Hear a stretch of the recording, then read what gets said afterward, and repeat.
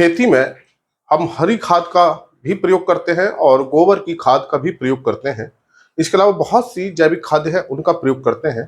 लेकिन आज मैं चर्चा करूंगा कि हरी खाद डालने से जमीन को ज़्यादा अच्छा प्रभाव मिलता है या गोबर की खाद डालने से जमीन को ज़्यादा अच्छे रिजल्ट्स मिलते हैं।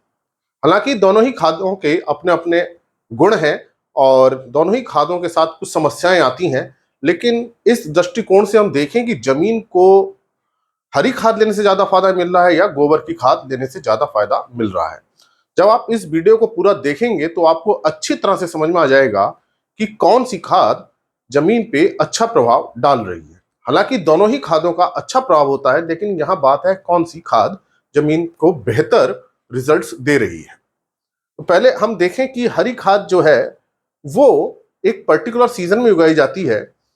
जब तापमान हमारा 25 से 30 डिग्री सेंटीग्रेड हो तभी हरी खाद, ये जो पौधे हैं दलहनी पौधे, खास तौर से ढैंचा की हम बात करें, तभी उसके अच्छी ग्रोथ होती है और हमें हरी खाद मिलती है। सामान्यतः यह समय मई जून का होता है, अप्रैल से शुरू हो जाता है और खरीफ की फसलों से पहले हम हरी खाद को लेते हैं। तो जब हरी खाद हम लें, और जैसे मैं एग्जाम्पल लूं ढैंचा का, जो ढैंचे की हरी खाद है, अब देखिए जो ढैंचा जो उगेगा उसकी जड़ें बहुत गहरी जाती हैं। इसका टैप रूट सिस्टम होता है, जड़ बहुत गहरी रहती हैं। तो ये मान लीजिए करीब ये 3 फुट तक नीचे चली जाती है, 1 मीटर तक ये नीचे चली जाती हैं। और जब हम इसको जमीन में मिलाते हैं तो ये पौधे की जो भाग हैं जमीन में मिल जाते हैं ऊपर के 15-20 सेंटीमीटर तक, और ये जड़ें नीचे जो है, नीचे जो 3 फुट तक है, वो भी सड़ती हैं। तो इसका मतलब कि हमको जो जैविक पदार्थ मिल रहा है, जो ऑर्गेनिक मैटर मिल रहा है, वो जो अधिकांश मात्रा है वो तो ठीक है, 15 से 20 सेंटीमीटर पे मिल जाएगी हमें।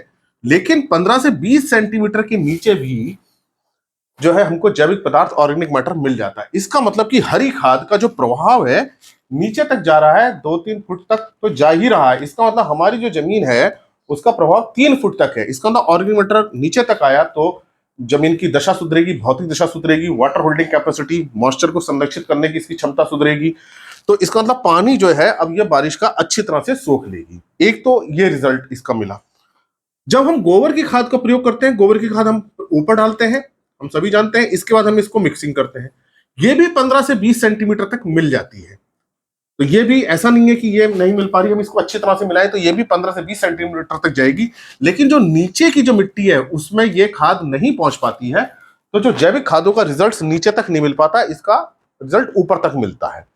तो जमीन को हमें नीचे तक अच्छी तरह से सुधारना है तो उसके लिए हरी खाद बहुत अच्छी है। फिर देखिए, अगर हमारी जमीन में कोई हार्ड पैन है, कोई लेयर बन जाती है 2 फुट पे या 1.5 फुट पे या 1 फुट पे, ये क्ले की लेयर भी हो सकती है, कार्बोनेट की भी हो सकती है, या हम जब बहुत ज्यादा जुताई करते हैं तो क्ले पैन बन जाती हैं, हार्ड पैन बनती हैं। और उस पैन के बनने से होता क्या है कि ये जब हार्ड लेयर बन गई तो जड़ें नीचे नहीं जा पाती फसलों की, पानी नीचे नहीं जा पाता, और ये पानी भर जाता है बारिश के बाद खेत में तुरंत। तो जब हम ये ढैंचे की फसल को उगाते हैं तो जड़ें नीचे तक जाती हैं, तो ये हार्ड लेयर टूट जाती है। तो ये जब हार्ड लेयर टूट जाएगी तो बारिश का पानी भी नीचे तक जाएगा, जो हम अगली फसल बोएंगे उसकी जड़ें भी अच्छी जाएंगी, इसके अंदर वायु संचार बहुत अच्छा होगा, माइक्रोल एक्टिविटी बहुत अच्छी होगी। तो जैसे ही ये टूटेगी हार्ड पैन, मिट्टी के अच्छे रिजल्ट्स मिलने शुरू हो जाएंगे। जबकि यहाँ पे जो हार्ड पैन है हम देख रहे हैं, हार्ड पैन बनी रहेगी। गोबर की खाद मिलाने से हार्ड पैन खत्म नहीं होती है। तो अगर आपके खेत में हार्ड पैन है, नीचे कठोर लेयर बन गई, तो आप उसमें ढैंचे की खास तौर से जब आप ये करेंगे, इसे सेस्बेनिया जिसे हम बोलते हैं, इसकी आप ग्रीन मैन्योरिंग करेंगे, हरी खाद लेंगे, तो मिट्टी पे बहुत अच्छा ये अपना प्रभाव दिखाएगी। अब हम बात करें कि जब ये हरी खाद हम उगाते हैं तो ये कवर क्रॉप की तरह काम करती है। जैसे मैंने आपको बताया, जैसे गेहूं के बाद हम हरी खाद ले रहे हैं, धान से पहले ले रहे हैं, तो उस समय का जो पीरियड होता है हवाएं तेज चलती हैं, बीच में बारिश होती है तो मिट्टी उड़ जाती है, हवा के साथ भी उड़ती है, पानी के साथ भी उड़ती है, मृदा अपरदन होता है, सॉइल इरोजन होता है। लेकिन जब हमने ढैंचे की खाद दे रखी है तो ऐसी कोई समस्या नहीं आती। बारिश हो भी जाएगी तो मिट्टी पानी के साथ बहुत कम जाएगी, हवा के साथ नहीं उड़ पाएगी, क्योंकि पूरे खेत में हमारे पौधे हैं। तो जब ये पौधे रहेंगे तो मृदा अपरदन हमारा क्या होगा, मिट्टी का कम होगा, भूमि का क्षरण कम होगा, तो मिट्टी हमारे खेत में ही बनी रहेगी।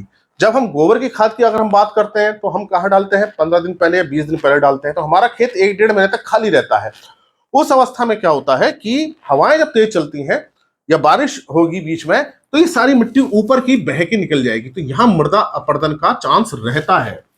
जबकि हम ढैंचे की हरी खाद ले रहे हैं तो ऐसा प्रभाव नहीं होता है। तो ये एक मिट्टी पे अच्छा प्रभाव होता है इसकी मृदा को, उत्पादकता को बनाए रखने के लिए, मिट्टी की हार्ड पैन को तोड़ने के लिए, मिट्टी में नीचे तक प्रभाव लाने के लिए। तो अगर आपको मिट्टी में हार्ड पैन तोड़नी है, खासतौर से नीचे तक ऑर्गेनिक मैटर कंटेंट बढ़ाना है, तो ऐसी स्थिति में ढैंचे की, खासतौर से ढैंचे की ग्रीन मैन्योरिंग हरी खाद बहुत अच्छी है। इसके अलावा अपने भी इनके गुण और दोष होते हैं, इसके साथ भी कुछ समस्याएं होती हैं, कुछ गोबर की खाद के साथ समस्याएं होती हैं, वो विषय अलग है, उस पर मैं कभी अलग से एक वीडियो बनाऊंगा। आज सिर्फ मेरा वीडियो इस बात पे है कि जमीन में हम जल्दी सुधार चाहते हैं और उसमें हार्ड पैन है उसको तोड़ना चाहते हैं, अंदर तक सुधार करना चाहते हैं, तो उसके लिए जो हमारी जो खाद है बेहतर है वो है हरी खाद। तो आप अपने खेतों में, खेत को खाली मत छोड़िए, उसमें हरी खाद लीजिए, भले आपको 30 दिन की मिले, 35 दिन की मिले, समय कम मिल रहा है तो कोई बात नहीं, उसका लाभ तो मिलेगा ही, ऑर्गेनिक मैटर मिलेगा ही, नाइट्रोजन मिलेगी ही, हार्ड पैन भी टूटेगी ही। तो आप ऐसा ना समझें कि आपके पास केवल 30-35 दिन का समय है और जबकि हमें हरी खाद के लिए करीब 45-50-55 दिन पे इसकी पलटाई करनी होती है। तो आप ये मत सोचिए, अगर 30 दिन का भी समय है तो आप अपना कम से कम मृदा अपरदन को रोक सकते हैं, इसके अंदर न्यूट्रिएंट कंटेंट बढ़ा सकते हैं। थोड़ा और समय मिल गया, जड़ें नीचे तक चलेंगी तो हार्ड पैन को भी तोड़ सकती हैं। तो यहाँ ऑर्गेनिक मैटर नीचे तक जा रहा है। तो ऑर्गेनिक मैटर, जैवांश पदार्थ के जो लाभ है, भूमि संरचना का सुधार करना, भूमि की जो कण आपस में बंधते हैं, उसके अंदर वायु संचार जो होता है, उसके अंदर पानी रोकने की जो क्षमता है, वो हरी खाद डालने से ज्यादा होती है। तो आपको इसके अच्छे रिजल्ट्स मिलेंगे जो हमने गोबर की खाद या कंपोस्ट की खाद प्रयोग की है उसकी तुलना में, क्योंकि इसका प्रभाव केवल ऊपर की 15 से 20 सेंटीमीटर तक है और इसका प्रभाव जो है नीचे तक है, क्योंकि नीचे भी जड़ें सड़ करके, क्योंकि जड़ें भी बहुत ज्यादा होती हैं, इनका बायोमास बहुत ज्यादा होता है, वो भी सड़ के अपना प्रभाव दिखाती हैं। और बैक्टीरिया भी इसके अंदर रहते हैं, राइजोबियम बैक्टीरिया जो रहते हैं, तो वहां से भी नाइट्रोजन मिलके नीचे रहती है। अब इसमें जो पोषक तत्व मिल रहे हैं वो केवल ऊपर, इसमें गोबर की खाद में केवल ऊपर तक मिल रहे हैं, जो भी हमने नाइट्रोजन, फास्फोरस, पोटेशियम है, इसमें क्या है, ऊपर तो ज्यादा मिलेंगे और नीचे भी मिलेंगे, हालांकि उनकी मात्रा कम होगी लेकिन नीचे तक मिलेंगे। इसके बाद हम जब अगली फसल बोएंगे उसकी जड़ें नीचे तक तो आसानी से चली भी जाएंगी, क्योंकि अब हार्ड पैन टूट गई है, मिट्टी भी नीचे तक अच्छी होगी और वहां भी उसे नाइट्रोजन, फास्फोरस, पोटेशियम, जो भी सस्पेनिया के अंदर जो तत्व थे वो भी मिलेंगे।